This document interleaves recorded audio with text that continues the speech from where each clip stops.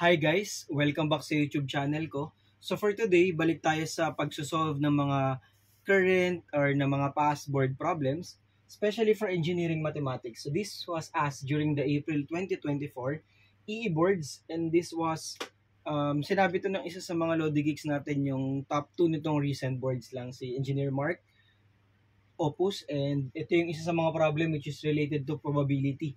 Pero before that, shoutout muna kay Luigi Esplana ng IRIS. He is taking Bachelor of Science in Mechanical Engineering and currently 4th year. So good luck sa future engineer, and I hope you all the best. So ito yung problem. At a local pet adoption center of dogs or cats, it is known that if a person adopts a pet, there is a 0.45 probability that it will be a cat and a 0.55 probability that it will be a dog. If the cat is adopted, the probability that it is a female is 0.60.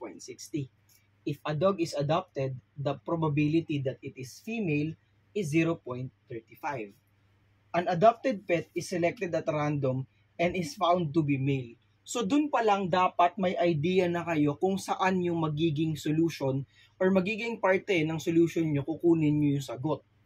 What is the probability that the adopted pet is a dog? Okay, so gawa tayo ng madaling approach sa ganitong klase ng problem. So siguro ang pinaka-suggestion ni Sir IJ when dealing with this type of a probability problem is by doing a tree diagram.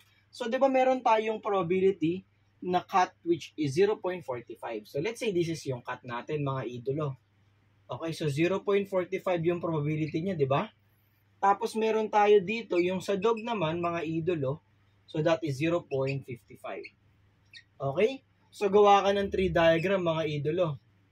Ayan. Sir IJ, para saan po yung tree diagram na yan?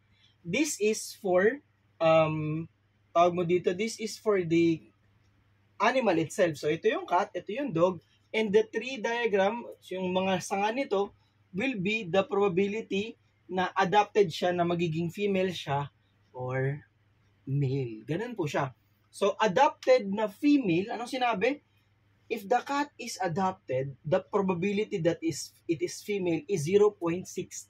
So, ang gagawin nyo lang naman, applying fundamental principle lang ng mga probability natin, imumultiply lang natin yan. Yung 0.45, ita-times mo lang kay 0.60 para that is an adopted female cat. Kaya lang, actually, hindi naman to kailangan eh. Ito, diba? Di syempre, ito magiging ano rin to, Sir IJ.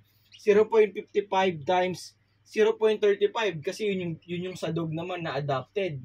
Kaya lang, ang kailangan kasi natin yung male. So, kailangan mong kunin, ito kasi female to, mga idolo. Ang kailangan natin kunin yung sa male.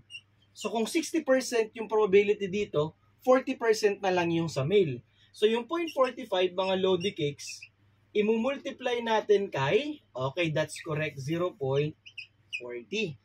Ito naman, 35% yung sa female, dun sa dog, magiging 65% naman for the male.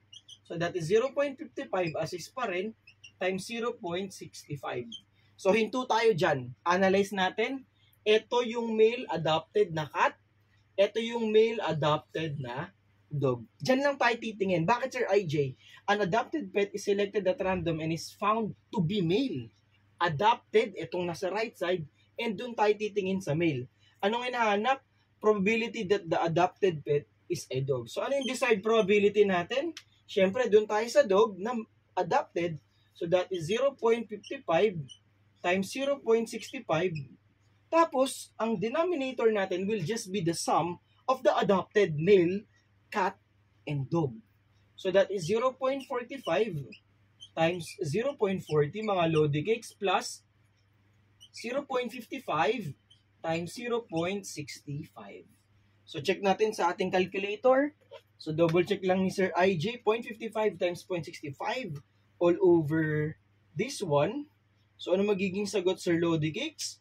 So, the correct answer is 143 over 215. This is the exact answer, which is approximately equal to 0.6651, in which our answer for this board problem is letter A.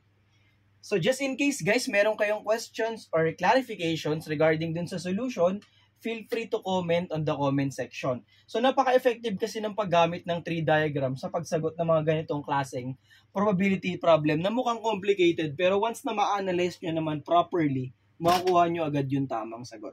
And yun nga pala guys, maraming salamat sa mga patuloy na sumusuport sa channel ni Sir IJ, and I hope you all the best. Kita-kits tayo sa mga susunod na engineering math tutorial videos natin, and pagpalain kayo palagi ng Panginoon. God bless you, Lodi Geeks. Bye-bye and God bless.